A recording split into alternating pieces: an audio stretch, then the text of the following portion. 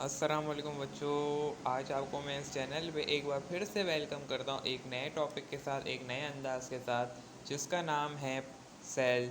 और सेल के अंदर आज हम क्या पढ़ने जा रहे हैं? Blood cell.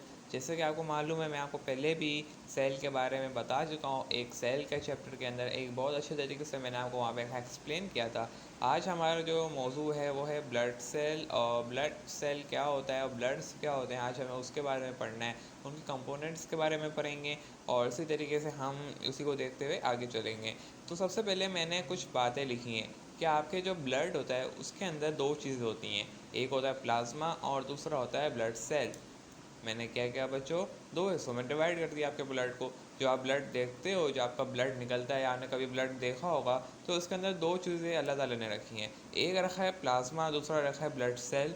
पहले मैं प्लाज्मा के बारे में आपको कुछ बातें बता देता हूँ ताकि आपको समझ में आ जाए कि प्लाज्मा होता क्या है और उसकी रखने की क्या वजूहत हैं। तो देखो, मैंने यहाँ लिखा है फ्लूइड पार्ट होता है आपके ब्लड का, जो 55% होल द वॉल्यूम कवर करता है आपके ब्लड के पूरे पार्ट को। अच्छा, उसमें से 90% आपका वाटर होता है। मैंने यहाँ 90% लिखा है, मैंने यहाँ पे 55 लिखा है। आप बच्चे कन्फ्यूज होंगे 90 और 55 क्यों। मैंने यहाँ पे आपको कहा वॉल्यूम, आपका जो पूरा वॉल्यूम होता है ब्लड का वो 55 है, जिसमें से 90% ज़्यादा से ज़्यादा आपका वाटर है। फिर इसके बाद बाकी कंपोनेंट्स हैं और 55 होता है टोटल, जिसमें से आपका 90% वाटर होगा, सबसे ज़्यादा वाटर पाया जाएगा। फिर बाकी दूसरे चीज़ें पाई जाएंगी, जिसके अंदर कुछ आयंस होंगे, सॉल्ट्स होंगे, ग्लूकोज डाइजेस्ट करने की सलाहियत होगी और एंटीबॉडीज़ मौजूद होंगी। प्लाज्मा की क्या रखने की ज़रूरत थी? मैं आपको पहले भी बता चुका हूँ। सेल मेम्ब्रेन के अंदर, प्लाज्मा मेम्ब्रेन के अंदर जब हमने आपको पढ़ाया था प्लाज्मा मेम्ब्रेन, तो वहाँ पे हमने पढ़ाया था कि transport of material, checking material के लिए ज़रूरत होती है। और प्लाज्मा को रखने की वजह यही है यहाँ पे भी कि आपकी जो है ट्रांसपोर्ट हो सके, एक्सचेंज ऑफ मटेरियल हो सके, न्यूट्रिशन प्रोवाइड की जा सके पूरे ऑल द बॉडी के अंदर, जैसे कि हमने लास्ट आपने पढ़ा था। और प्लाज्मा के अंदर मैंने आपको एक ये बात भी बताई थी कि उसके अंदर सलाहियत होती है डिज़ोल्व कर लेना, अपने अंदर इंजेस्ट कर लेना कोई भी मटेरियल को। अब जैसे मैंने आपको लास्ट चैप्टर के अंदर यानी डाइजेशन इन ह्यूमन के अंदर बताया था आपको कि जो आपका डाइजेशन इन ह्यूमन है, वहाँ पे आप लोग क्या करते हैं, ग्लूकोज की ब्रेक डाउन करवाते हैं, प्रोटीन की ब्रेक डाउन करवाते हैं, और फिर उसके बाद वो एब्जॉर्ब हो जाता है। कहाँ पे होता है? इलियम में। अब वो इलियम से क्यों होता है? क्योंकि मैंने आपको बताया है वो प्लाज्मा अल्लाह ताला ने रखा है, और प्लाज्मा के अंदर ये सलाहियत है कि वो अंदर अपने अंदर एब्जॉर्ब कर ले और इवॉल्व कर सके, यानी चेस कर सके।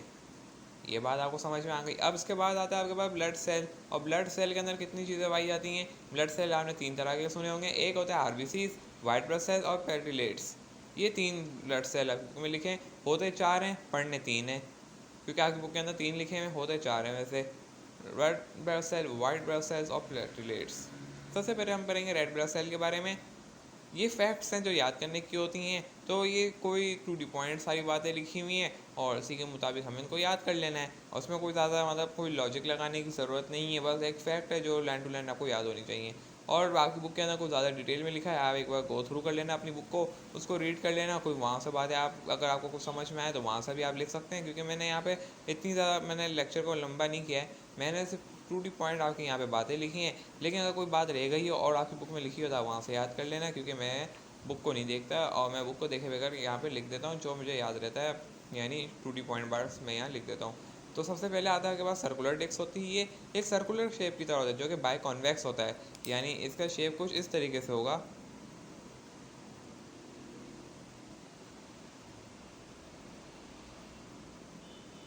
और ये क्यों होता है?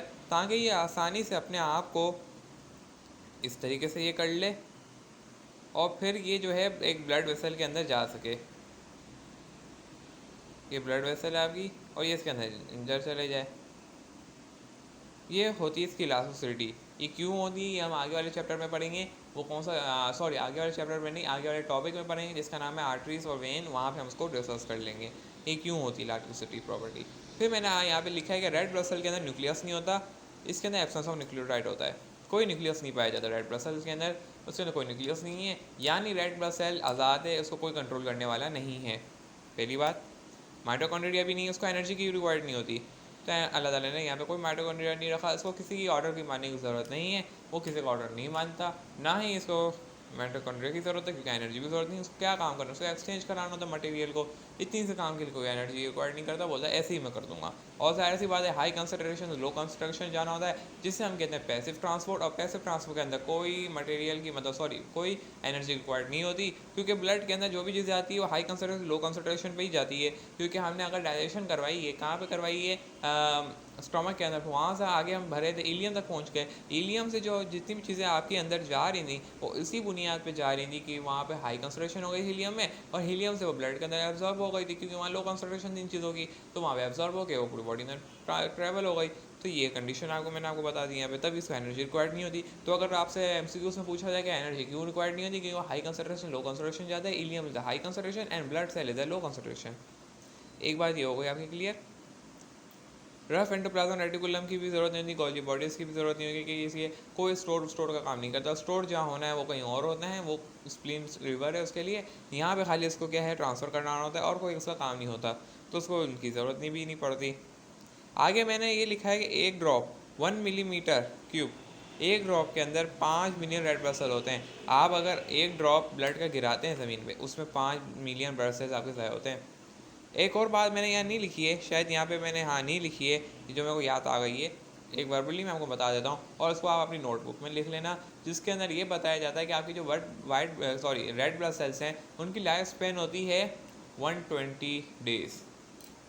रेड ब्लड सेल कहाँ प्रिपेयर होते हैं, कहाँ स्टोर होते हैं, कहाँ मेच्योर होते हैं। एक और बात ये भी बताई जाती है कि आपके जो रेड ब्लड सेल्स हैं वो स्टोर होते हैं स्प्लीन के अंदर। ये आप लिख लें, स्प्लीन इज़ अ पार्ट है आपकी बॉडी का, जहाँ पे स्प्लीन क्या करता है, आपके जो ब्लड है उसको साफ़ करता है, क्लीन करता है, और आपका लीवर क्या करता है, स्टोर करता है आपके ब्लड को।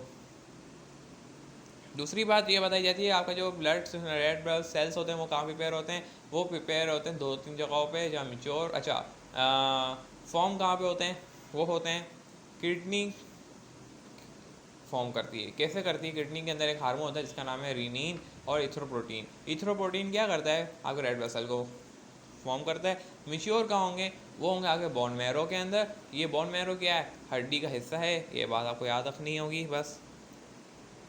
फिर मैंने आगे ये लिखा है हेमोग्लोबिन रिस्पायरेटरी पिगमेंट। इसके बाद हेमोग्लोबिन और रिस्पायरेटरी पिगमेंट होती है जो कि ऑक्सीजन 4 कंटेन करता है, जिसके अंदर 4 आयरन आइटम के होते हैं जो बाइंड कर जाते हैं ऑक्सीजन के साथ। कब होता है, जब आप इनहेल करते हो ऑक्सीजन को और एक्सहेल करते हो कार्बन डाइऑक्साइड को। और ये क्यों काम करता है, रिस्पायरेटरी में मदद करता है, एक्सचेंज ऑफ मटेरियल में मटेरियल करता है, बहुत सारे फंक्शन थे, मैंने यहाँ एक फंक्शन लिख दिया, आप लिख लेना। फिर वाइट ब्लड सेल्स के बाद आ जाते हैं। वाइट ब्लड सेल्स के बारे में मैंने यहाँ पे छोटा सा लिखा है, कोई ज़्यादा नहीं लिखा, क्योंकि आपकी बुक में डिटेल में लिखा हुआ है। उसको मैं नेक्स्ट लेक्चर के अंदर वाइट ब्लड सेल को कवर करूँगा। मुझे अपना एक लेक्चर को पूरा करना था, मैंने बोला कि उसका सिनेरियो बना देते हैं वाइट ब्लड सेल का, जो कि आपको याद होगा, फिर नेक्स्ट क्लास में हम उसको कंटिन्यू कर लेंगे। तो वाइट ब्लड सेल के अंदर क्या बताया था, कलरलेस होता है, इरेगुलर शेप होता है। एक ड्रॉप अगर आप, जैसे मैंने वहाँ बताया, तो उसके अंदर कितने बताए थे मैंने आपको, 5 मिलियन बताए थे। यहाँ पे 7,000 होते हैं। अच्छा, पुलिस ऑफ द बॉडी होती है, डिफेंस सिस्टम होता है आपका जो प्रोटेक्ट करता है, एक्ट सोल्जर। मैं आपको पहले भी बता चुका हूँ, लाइसोसोम को जब मैंने आपको पढ़ाया था, कौन सा चैप्टर के अंदर, चैप्टर सेल एंड टिश्यू के अंदर, वहाँ पे आपको ये बात भी मैंने क्लियर करवा दी थी क्यों होता है, अच्छे से याद होगा। अभी हम उसको मज़ीद डिटेल में देखेंगे, मैंने आपको बताया था हम मज़ीद डिटेल में देखेंगे। इम्यून सिस्टम वो पार्ट आ गया है, वो है आपका वाइट ब्लड सेल। फिर मैंने इसके आगे लिखा है, इसको दो हिस्सों में डिवाइड किया, ग्रेन्यूल और एक ग्रेन्यूल। सबसे पहले हमें ग्रेन्यूल और एक ग्रेन्यूल के बारे में समझना होगा, वो होते क्या हैं। ग्रेन्यूल का मतलब होता है पॉलीन्यूक्लियाइड, एक से ज़्यादा न्यूक्लियस मौजूद होता है। किस तरीके से होता है आपको मैं दिखाता हूँ। ये देखो, एक, ये दो, सही है। फिर इसी तरीके से ये 3, फिर इसी तरीके से ये 4, ये इस तरीके से होता है न्यूक्लियस, सही है। और ये ग्रेन्यूल के बारे में आ गई। और जो आपका एक ग्रेन्यूल होता है उसके अंदर क्या होता है, ऐसा है, खाली सी न्यूक्लियस होता है एक, बस कोई इस तरीके से लंबी लंबे चौड़े न्यूक्लियस मौजूद नहीं होते, एक न्यूक्लियस होता है।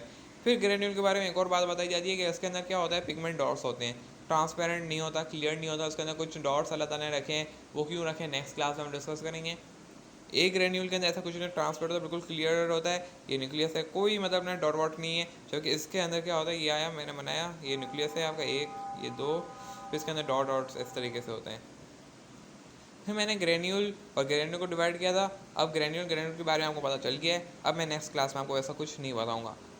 फिर मैंने आपको बताया कि ग्रेन्यूल और एक ग्रेन्यूल को मज़ीद हमने 2 हिस्सों में डिवाइड कर दिया है। ग्रेन्यूल और ग्रेन्यूल को हिस्सों में डिवाइड किया। ग्रेन्यूल को हमने 3 हिस्सों में डिवाइड कर दिया है, जिसके अंदर सबसे पहला बेथेनोफिल, न्यूट्रोफिल और इजिनोफिल। टेंशन नहीं लेनी, इन सब के बारे में बताऊंगा नेक्स्ट क्लास में क्या होता है, क्योंकि मैंने आपको बताया डिटेल में मेरे को आपको समझाना है, तो यहाँ पे जो है वीडियो लंबी हो जाती है, तभी मैंने बोला है कि उसको नेक्स्ट क्लास में हम ले जाएंगे और नेक्स्ट क्लास के अंदर उसको डिस्कस कर लेंगे। फिर मैंने बताया क्योंकि और उसके बाद मैंने एक ग्रेन्यू को दो हिस्सों में डिवाइड किया, लिम्फोसाइट और मोनोसाइट के अंदर, जैसे मैंने आपको बताया नेक्स्ट क्लास में डिस्कस करेंगे, टेंशन बिल्कुल नहीं लेनी है आपको। फिर मैंने आपको आगे बताया प्लेटिलेट्स वाइट ब्लड सेल का, ये आपको एक सिनेरियो बना दिया है, याद रखना नेक्स्ट क्लास में आपको बहुत काम आएगा।